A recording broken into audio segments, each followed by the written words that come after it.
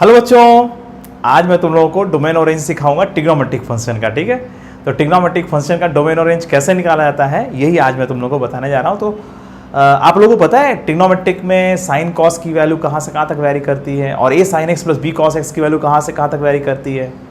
देखो हम लोग यूज़ करेंगे रूल साइन एक्स की वैल्यू फ्रॉम -1 to +1, ये आप लोग याद रखिएगा।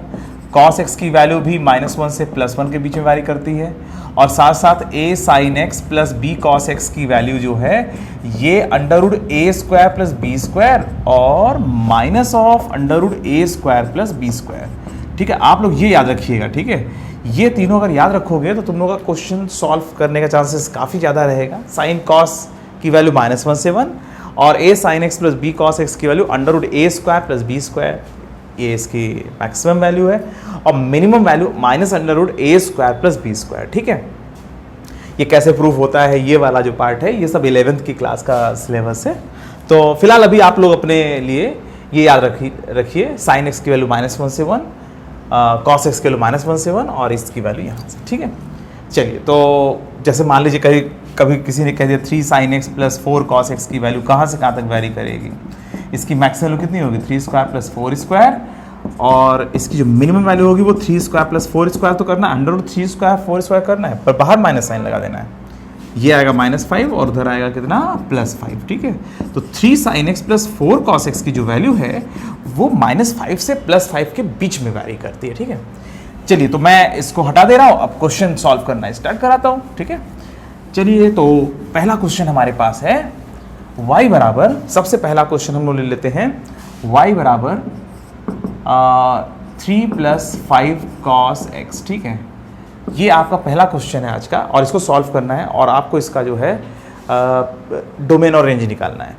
तो we can put any possible value of x, any real value of x, so domain belong to any real number. ठीक है, d belong to any real number, but range के लिए क्या करेंगे हम लोग यहाँ पे ये करेंगे y - 3 बराबर 5 cos x, ये लिख सकते हैं। ठीक है, y - 3 बराबर क्या आएगा 5 cos x आएगा और फिर इसके बाद क्या आएगा y - 3/5 is equal to cos x आएगा और यहाँ से आएगा cos x is equal to y - 3/5 आएगा। सही है। अच्छा बच्चों ये बताओ cos x की वैल्यू y - 3/5 है तो cos x की वैल्यू कहाँ से कहाँ तक वेरी करती है। As we know cos x कहाँ से कहाँ तक वेरी करता है, बोलो हम लोग को क्या पता है। cos x के लिए हम लोग ने अभी क्या जस्ट सीखा था, cos x की वैल्यू -1 से +1 के बीच में वेरी करती है और cos x की वैल्यू इसके बराबर है, तो जो cos x के लिए नियम लगेगा वही नियम इसके लिए लगेगा। तो भाई cos x की वैल्यू इसके बराबर क्यों है, अरे cos x की वैल्यू -1 से 1 जाती है तो इसकी वैल्यू भी -1 से 1 जाएगी। तो y - 3/5 की वैल्यू -1 से +1 और इसको सॉल्व कर लेंगे तो कितना आएगा y - 3 और इस साइड में आएगा -5 और इस साइड में आएगा +5, y की वैल्यू -2 और इधर 8 आ जाएगा। रेंज बिलोंग टू -2 से 8, इसका आंसर रेंज बिलोंग टू -2 से 8 हो जाएगा। ठीक है, तो 3 + 5 cos x की जो मैक्सिमम वैल्यू है वो +8 है और मिनिमम वैल्यू -2 है, ये इसका रेंज हो गया। ठीक है, अच्छा अब अगला क्वेश्चन, अब जैसे मान लीजिए y बराबर आ गया y बराबर 3/4 प्लस और 2 या 4 प्लस साइन एक्स ऐसा कुछ हो गया। ठीक है, ठीक है, आपको इसका रेंज निकालना है। कैसे निकालोगे बोलो, इसको कैसे सॉल्व करोगे। देखो इसको सॉल्व करने का तरीका क्या है, फिर से वही यहाँ पे हम लोग क्या करेंगे, यहाँ पर पहले लिखेंगे 4 plus sine x equal to क्या हो जाएगा, 4 plus sine x equal to क्या हो जाएगा बोलो, 4 plus sine x equal to आ जाएगा 3/y या साइन एक्स की वैल्यू क्या आएगी 3/y - 4। सही है, 3/y - 4 हो जाएगा। साइन एक्स की वैल्यू कितनी आ जाएगी 3/y - 4। अच्छा साइन एक्स की वैल्यू कहाँ से कहाँ तक वेरी करती है, पता है -1 से 1 वेरी करती है, तो पक्की बात है 3/y - 4 की वैल्यू कहाँ से कहाँ तक वेरी करेगी -1 से 1, या 3/y की वैल्यू हर जगह 4 ऐड कर दो तो यहाँ पे 5 हो जाएगा, यहाँ पे कितना आ जाएगा 4 हो जाएगा। सही है, अरे भाई यहाँ पर आप जो है 5 कर दोगे और यहाँ 4 ऐड कर दो, यहाँ 3 हो जाएगा। ठीक है, ठीक है, 4 - 1 3। अच्छा इसके बाद अच्छा ये बात बताओ 3/y ये हमेशा पॉजिटिव होगा ना।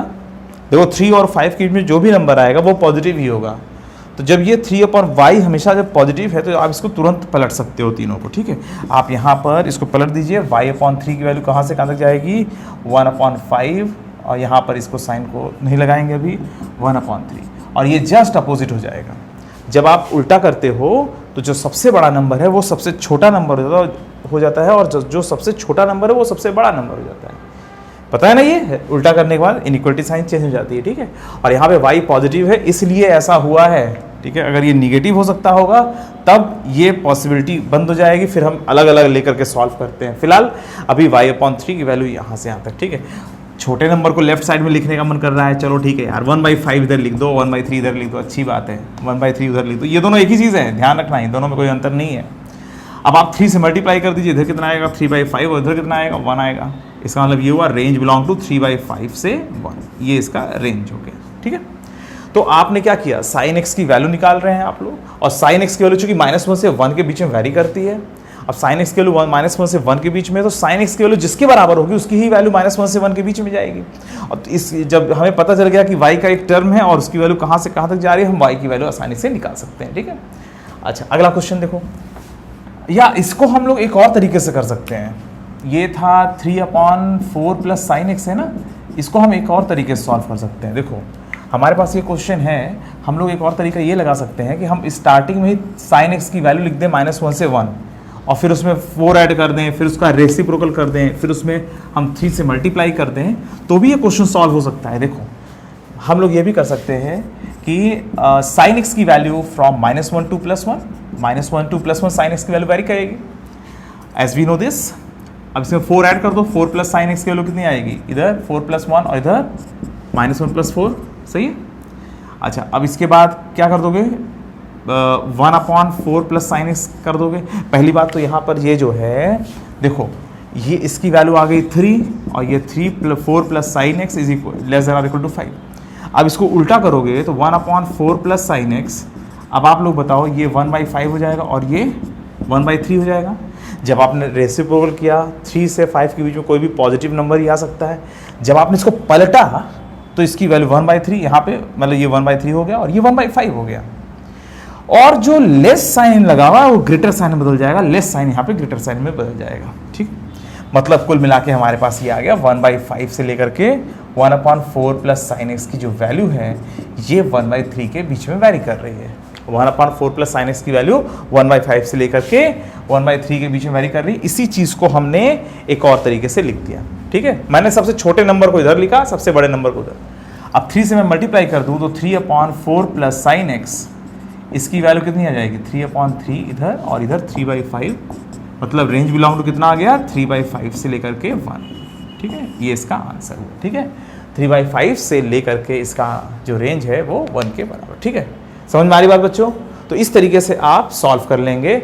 जब आपके पास ये क्वेश्चन है तो आप यहाँ से भी स्टार्ट कर सकते हो और उल्टा भी चल सकते हो, ठीक है। चलिए एक और क्वेश्चन मैं कराता हूँ आपको।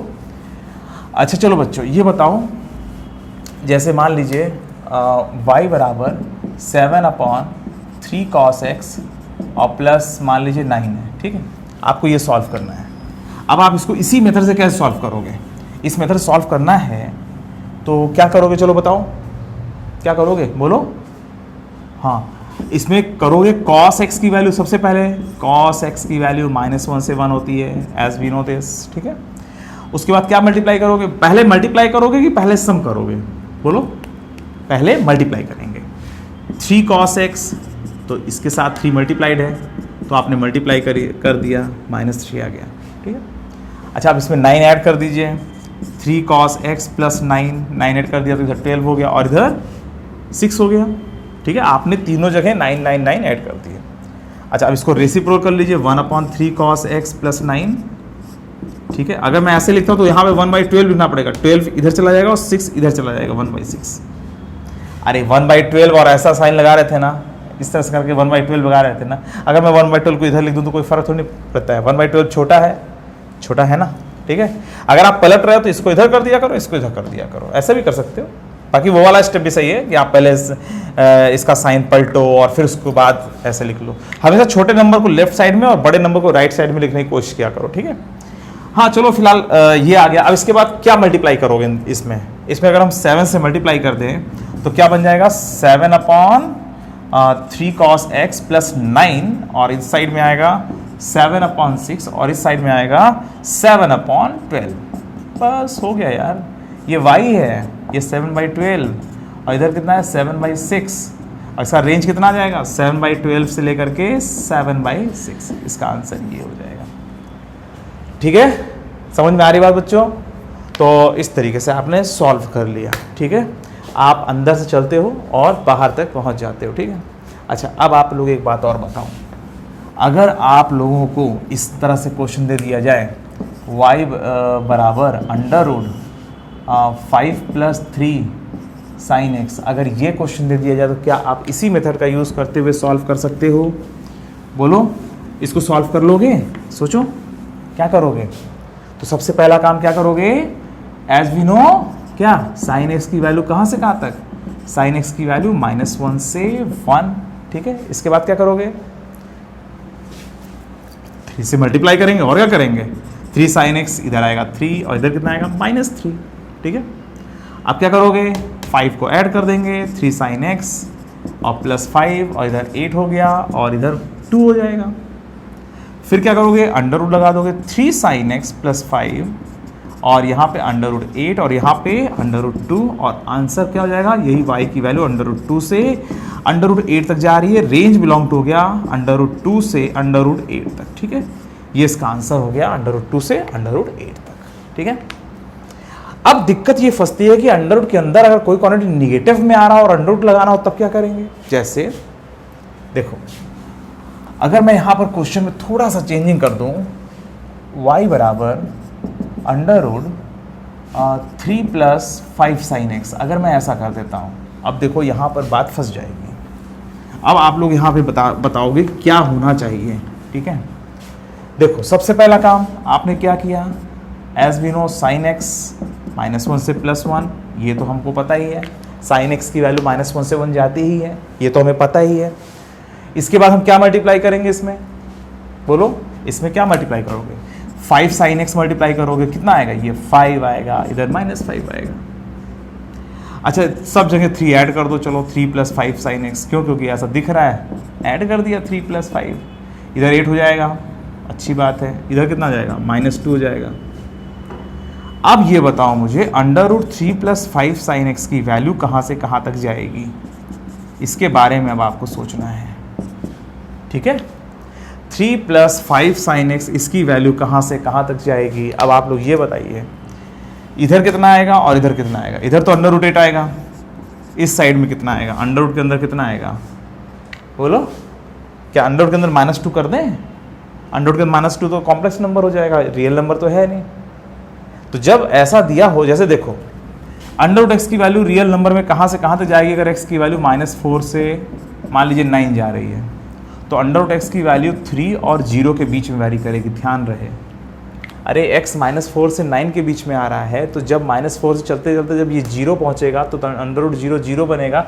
मतलब √x की मिनिमम वैल्यू 0 हो सकती है, इससे कम नहीं हो सकता। क्यों? क्योंकि जब x 0 रखोगे तभी तो ये 0 आएगा। अगर x की वैल्यू -4 से 9 है तो रियल नंबर में √x की वैल्यू 0 से लेकर के 3 तक वैरी करेगी। इसके बारे में समझ लीजिए, √x की वैल्यू 0 से 3 मानेंगे, ना कि √ के अंदर -4 करेंगे। समझ में आ रही बात? अगर x की वैल्यू -100 से +100 जा रही है, x की वैल्यू -100 से +100 तक जा रही है, तो √x की वैल्यू 0 से कम नहीं हो सकती। √x की वैल्यू 0 से 10 तक जाएगी, क्योंकि हम x की वैल्यू अब 0 से कम ले भी नहीं सकते। अगर मैंने कह दिया √x, तो x की वैल्यू, तो भले x की वैल्यू -4 से 9 तुम्हें अलाउड है, पर x √ के अंदर अगर x लिखा हुआ तो x की वैल्यू तुम 0 से कम नहीं ले सकते। तो यहाँ पे सीधा सीधा 0 आ जाएगा। ठीक है, ये जब 3 + 5 sin है, जब 0 होगा तब इसकी मिनिमम वैल्यू आएगी। आप √ के अंदर -2 मत करिएगा, क्योंकि इसकी वैल्यू मिनिमम से मिनिमम 0 ले सकते हो, क्योंकि √ के अंदर कोई भी क्वांटिटी होती है वो 0 या 0 से बड़ी होनी चाहिए। और जब ये 0 होगा, मिनिमम 0 होगा, तो √0 तो 0 ही आएगा ना। ठीक है, तो ये याद रखिएगा। तो ये y बन गया, ये 0 बन गया और ये √8 बन गया। इसका जो रेंज आएगा वो 0 से √8 हो जाएगा। ठीक है, ये याद रखिएगा ये टेक्निक। ठीक है, जब निगेटिव आ रहा हो, √ लगाना हो, तो आप 0 ही लोगे, 0 से कम पर नहीं जाओगे। ठीक है, चलिए ये हो गया। अच्छा चलो, अब इसके बाद ऐसा कर दिया जाए थोड़ा सा, y बराबर 1/√5 5 + 4 cos x, ठीक है। अब ये कर दिया, तब कैसे करोगे सोचो, अब तो कर लोगे ना। cos x की वैल्यू कहाँ से कहाँ तक वेरी करती है, यहाँ से स्टार्ट करो और पहुँच जाओगे, तो बता ही दिया मैंने, अब तो कर ही लोगे, अब तो कोई दिक्कत नहीं है तुमको, ठीक है। देखो अब यहाँ पे सबसे पहले क्या लिखोगे, cos x की वैल्यू -1 से +1, अच्छी बात है। फिर 4 cos x की वैल्यू 4 और -4, अच्छी बात है। फिर 5 ऐड कर दिया, 5 + 4 cos x, तो ये 9 हो गया, और इधर कितना हो गया, 1 हो गया।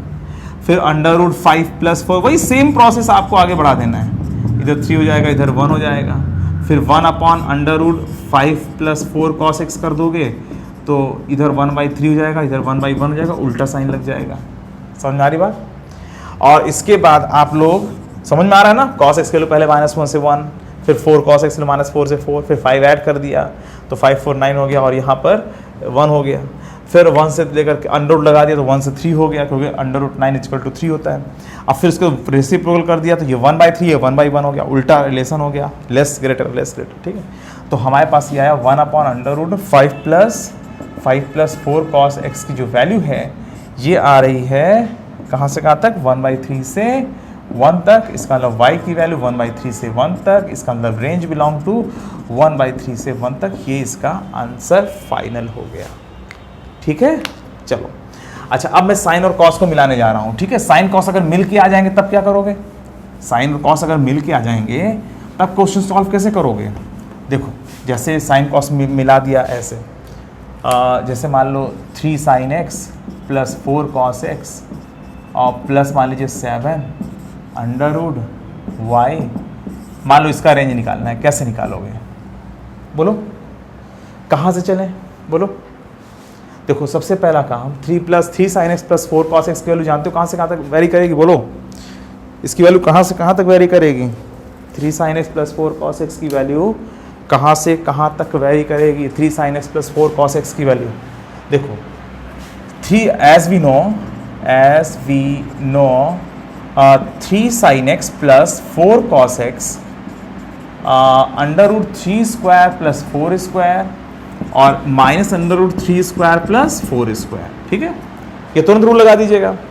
अच्छा इसके बाद हम क्या करेंगे बताओ, पहले 7 जोड़ें कि पहले अंडर रूट लगाएंगे, बोलो पहले इसमें 7 ऐड कर देंगे, तो इसमें 7 ऐड कर दिया, इधर कितना आ गया 5 + 7, ये तो 5 था, 5 + 7 और इधर -5 + 7, ठीक है। ये बन गया y, नहीं अभी कहाँ y बना, इसके ऊपर लगा देंगे under root 3 sin x + 4 cos x और +7 और इधर आ गया √8 और इस साइड में कितना आया √2। समझ में आ रही बात। और ये बन गया y, ये √2 और वो √8, और यही डिसाइड कर देगा इसके रेंज को। रेंज बिलोंग टू √2 से कहाँ तक, √8 तक। समझ में आ रही बात, ठीक है। और अगर मान लो ये नहीं होता तब क्या करते हैं, हाँ ये तो मैंने तुमसे मैंने पूछा ही नहीं। अगर मान लो ये ऐसा क्वेश्चन होता आप क्या करते हैं बोलो, इसके बाद क्या करते हैं, यहाँ तो लिख ही देते तुम, as we know 3 sin x + 4 cos x -5 से 5, बोलो ये तो आ ही जाता है, यहाँ तक तो आते। ये कहाँ से कहाँ तक वेरी कर रहा है, ये 5 और ये -5।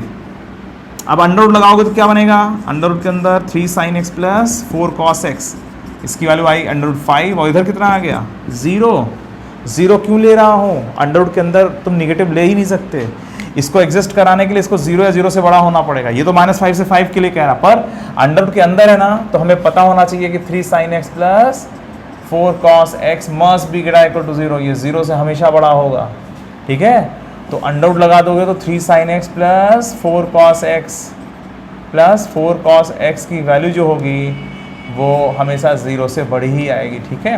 तो आप लोग 0 से ज़्यादा ही लोगे, भले वो निगेटिव में आ रहा है पर अंडर रूट लगने की वजह से वो 0 हो जाएगा। 0 से √5, 0 से कम वैल्यू आप नहीं ले सकते, ठीक है। तो 0 से √5, इसका जो रेंज हो गया वो 0 से √5, मतलब ये जो बन रहा है ये y बन रहा है, y की वैल्यू 0 से √5 या रेंज बिलोंग टू 0 से √5। समझ में आ रही बात। इस तरीके से आप लोग ट्रिग्नोमेट्रिक फंक्शन का रेंज निकाल लोगे, ठीक है। अच्छा चलिए, तो ये आप लोगों को समझ में आ गया। एक और क्वेश्चन कर लेते हैं लास्ट में। अच्छा जैसे मान लीजिए आपके सामने आ जाए क्वेश्चन y बराबर मैं इस साइड में लेता हूँ, थोड़ा सा ज़्यादा शायद लिखना पड़ेगा। y बराबर log अंडर रूट और 12 sin x plus 5 cos x, ठीक है, प्लस 30/7। मान लीजिए इसका रेंज निकालना है, ठीक है। तो इसका रेंज कैसे निकालेंगे बच्चों? देखो इसका रेंज कैसे निकालेंगे। तो सबसे पहला काम क्या करेंगे, बोलो। इस क्वेश्चन में सबसे पहला काम क्या करने वाले हैं? सबसे पहले 12 sin x plus 5 cos x की वैल्यू आप बताओगे कि इसकी वैल्यू कहाँ से कहाँ तक वैरी करती है। तो बताइए सबसे पहले कि एज वी नो, क्या लिखेंगे? As we know 12 sin x और प्लस 5 cos x, इसकी वैल्यू फ्रॉम कहाँ से कहाँ तक? -12 स्क्वायर प्लस 5 स्क्वायर और इधर under root 12 square plus 5 square, जो कि 13 होगी, ये भी -13, ठीक है। तो ये हो गया। अब ये 12 sin x plus 5 cos x plus 30 कर दोगे तो ये 13 प्लस 30 और यहाँ पे -13 प्लस 30। अरे ये 12 स्क्वायर प्लस 5 स्क्वायर का अंडर रूट 13 आता है ना। अच्छा, इसके बाद क्या करोगे? तीनों जगह आप क्या डिवाइड कर दोगे? तीनों जगह आप डिवाइड करने वाले हो 7 से, तो आपने 7 से डिवाइड भी कर दिया और इधर 33/7 आ गया और इस साइड में कितना आ गया? 17/7 आ गया। सही है। और अब इन तीनों पर आप क्या करोगे? अंडर रूट लगा दोगे, ठीक है। अंडर रूट लगा दोगे तो ये इधर कितना आ जाएगा? अंडर रूट 33/7 और इधर कितना आ जाएगा? अंडर रूट 17/7, ठीक है। फिर इसके ऊपर लॉग लगा दोगे। अरे मैं इधर लिख दे रहा हूँ 12 sin x plus 5 cos x और प्लस 30/7, यही आ रहा है ना। अच्छा, अब इसके बाद लॉग लगा देंगे। इधर लॉग लगा दो। कौन लिखे दूसरी लाइन? अभी एग्जाम में अगर आएगा तो आप लोग सारी लाइन लिख दीजिएगा, ठीक है। ये लॉग। अब ये क्या बन गया क्वेश्चन? ये y की वैल्यू, यही तो y है इस क्वेश्चन में, यही तो y है। y की वैल्यू कहाँ से कहाँ तक जा रही है? लॉग अंडर रूट 17/7 से लेकर के कहाँ तक? लॉग कहाँ तक जा रहा है? अंडर रूट 33/7 तक। इसका जो रेंज आएगा वो रेंज आएगा लॉग अंडर रूट 17/7 से लेकर के लॉग अंडर रूट 33/7 तक, ठीक है। ये इसका रेंज हो गया। समझ में आ रही बात बच्चों? ऐसे सॉल्व कर लेते हैं। तो आप लोग इतना ध्यान रखिएगा। अभी ये ट्रिग्नोमेट्रिक का जो एक छोटा सा पार्ट है आप लोग के काम के लिए कि आप लोग का अपना स्कूल का काम चल जाए। तो चलिए ठीक है, तो इतना मैंने आप लोगों को बताया, ठीक है। इसको पढ़ते रहिए, फिर नेक्स्ट कुछ लेकर के फिर नेक्स्ट क्लास में मिलेंगे, ठीक है। चलिए तब तक के लिए बाय बाय।